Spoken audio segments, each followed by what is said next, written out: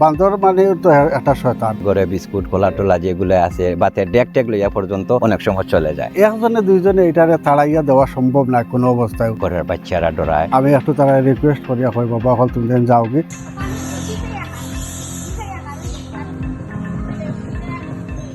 আমাদের পাথন মোল্লাপুর এই এরিয়াটায় বানরের উৎপাতটা খুব বেশি বেড়েছে এবং যারা এখানে বসবাস করতেছেন অনেকেই এই বানরের উৎপাতে অতিষ্ঠ হয়ে গেছে। সাধারণত রাত্রেবেলা বা সকালবেলা এগুলা গাছ থেকে লাফ দিয়ে টিনের উপরে পড়ে, ঘরের বাচ্চারা ডরায়, অসুস্থ রুগী আছেন ওনাদেরও অসুবিধা হচ্ছে। আর বিশেষ করে সকালবেলায় বাচ্চারা স্কুল মক্তবে যায়, ওদের জন্য খুবই অসুবিধা, কারণ সকালবেলায় লোকজন বাইরে বিচরণ কম থাকে হিসাবে ওদেরকে অনেক সময় আক্রমণ করে বা ওদেরকে ভয় দেখায়। আমাদের এলাকায় তো ফলমূল আগের মতো নাই, ওই হিসাবে ওদের খাবারটা যখন ওরা সংগ্রহ করতে পারে না, ফলমূল যখন পায় না, তখন বিভিন্ন বাসা বাড়িতে ঢুকিয়া রান্না করা ভাত তরকারি যেগুলো আছে, ঘরে বিস্কুট কলা টোলা যেগুলো আছে বাতে ডেক টেক লইয়া পর্যন্ত অনেক সময় চলে যায়। রাব্বানি ওভারসিজ অ্যাভিয়েশনে চলছে 2027 সালের হজ নিবন্ধন। 26 সেপ্টেম্বর 2026-এর মধ্যে হজ বুকিং সম্পন্ন করতে হবে।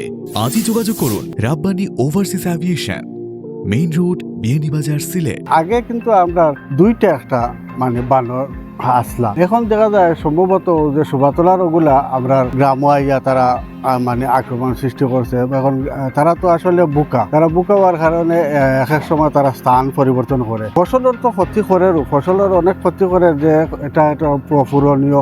এরপরে হয়েছে গিয়ে বিভিন্ন আমরা ইলেকট্রিক তার, পানির ট্যাঙ্কির পাইপ, তারপরে হয়েছে গিয়ে আপনার ওই যে ল্যাট্রিনের পাইপ, যে কোনো জিনিস। তারা তো এখন বানর যে তার নামও তো বান্দর মানে তো একটা শয়তান। একজনে দুইজনে এটারে তাড়াইয়া দেওয়া সম্ভব না কোনো অবস্থায়, কারণ তারা তো ফিরে যায় আমরা উপরে আক্রমণ করে। আমার এখানে ছাতর উপরে কিছু টমেটোর চারা আছে, বাঙ্গনের চারা আছে, তার ধরে লেবু আছে, এটা তারা লইয়া দেয় কি। তো আমি অনেক সময় করে কি তারা আদর করিয়া ডাকিয়া তারা তো আমার ঘরে যাতাও একটা তাহক একটা কিছু দিয়া আমি একটু তারা রিকোয়েস্ট করিয়া কই বাবা হল তুমি যেন যাও কি।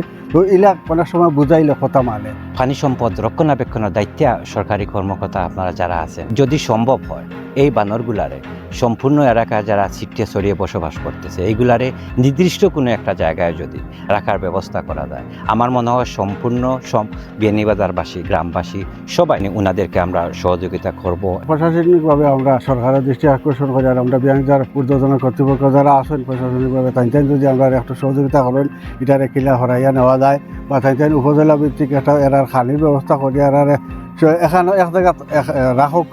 কারণ না রাখলে আমরা এইভাবে যদি থাকে যে আমরা প্রত্যেকের বাড়িতে এখন মানে মৌসুমের যে ফল মানুষে লাগায়, আম গাছ আছে, কাঁঠাল গাছ আছে, যে কোনো একটা ফসলের গাছ আছে, যেগুলো তো আমরা নষ্ট করি না।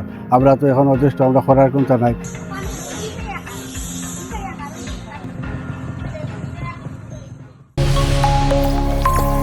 SRI TV, your voice, your media.